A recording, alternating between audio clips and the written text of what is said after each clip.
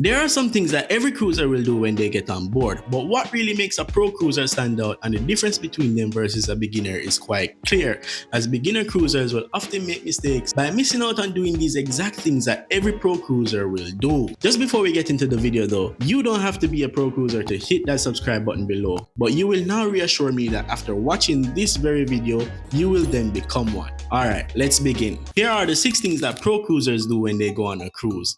Now you may not be aware of this first thing that pro cruisers will do once they get on board, but it's quite a clever thing to keep in the back of your head, and that is most pro cruisers skip the buffet areas on embarkation day. Surprise, surprise. Now don't get me wrong.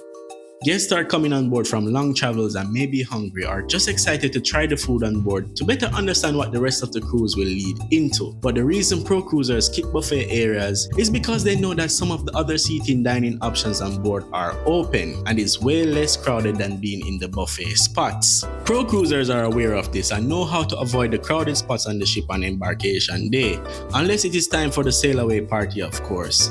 As a crew member that has worked for many cruise lines for years, the next thing I see that most pro cruisers will do on their cruise that will differentiate them from beginners is how well they can avoid the guest services line on embarkation day. The last thing they want to do once they get on board is to go through the hassle to get into another long line with a bunch of other people on the first day. The first day is for you to get acquainted with the ship, unpack and prepare for the rest of the cruise. It can come off as a bad experience if the way you start your cruise is to be waiting around in another long line on board. Remember that guest services will be there for you on the other days of the cruise and will be able to assist you with anything you wanted to get done. Plus, you will potentially run into shorter lines and shorter wait times as well. Just so you know, guest services on embarkation days or sea days are generally the busiest, so always keep that in mind for your next cruise. The next thing most pro cruisers will do is how they pack smart for their cruise. Packing smart can gain you the freedom of not having to pull along huge luggages that they might have, as in most cases they only will pack the essentials they will use for their cruise. Pro cruisers also pack their most frequently used clothes and items in their carry-on bags, just in case anything will happen to their belongings while traveling to the ship.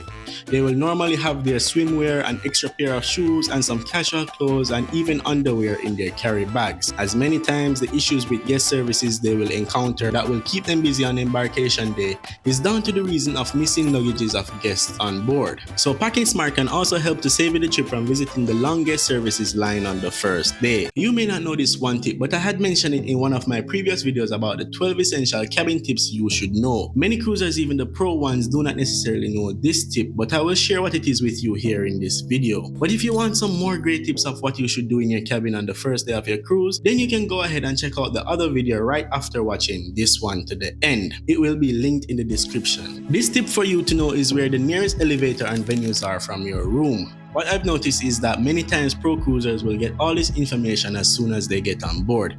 They will ask their cabin attendant or other crew members where the nearest elevators are and the nearest venues from their room. This is a smart tactic because many times beginner cruisers are obviously lost on a cruise and can seem frustrating for them when they are trying to find their way around the ship, especially if it's one of those huge mega ships for sure. Beginner cruisers often let this happen to them because they didn't take the time out to get acquainted with the ship, especially from their stateroom. So once you get to your room, you can start asking questions to your cabin steward of which direction is the front of the ship, which direction is the back, on which deck will the gangway be on port days, the elevator, and also the nearest venues from your room. If you don't know the door handle trick, then make sure you check out my 12 essential cabin tips video right after this one. Now, the next thing that many pro cruisers get right from the first day of the cruise is how much aware they are of the ship's departure time when in port. I know we've seen all the infamous pier runners being late to the ship and sometimes even completely missing the ship. What pro cruisers will do is they will in most cases book their extended shore excursions directly with the cruise line. So if there are any delays to the shore excursions, then the ship will have no choice but to wait for them as it will be under their responsibility. Pro cruisers will always keep a check of the time and try to arrive back to the ship as early as possible so that they can have enough time to spare.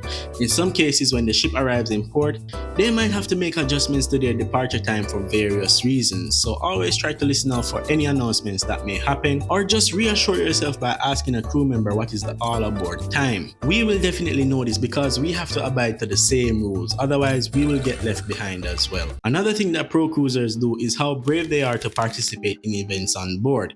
Plenty of time beginner cruisers do not know that these events that require guest participations will generally have ton loads of free prizes and giveaways, and even sometimes the chance to earn a free cruise. Yes, that's right, a free cruise. A lot of times pro cruisers can identify these events on board and will be some of the first and brave few who will participate because they know if they can win, they can be sure to make some great memories, get some really good prizes, recognition, or even awards. So if you are still in the beginner cruise mindset, then now is the time to set it free, as you now know how to operate like a pro cruiser following these tips. If you've enjoyed the information from this video, I am now asking you to leave a like and comment below anything you'd like to share with the rest of us. Also, watch my next video that you may see somewhere here on the screen. It's Onique, your cruise employee, and I'm out.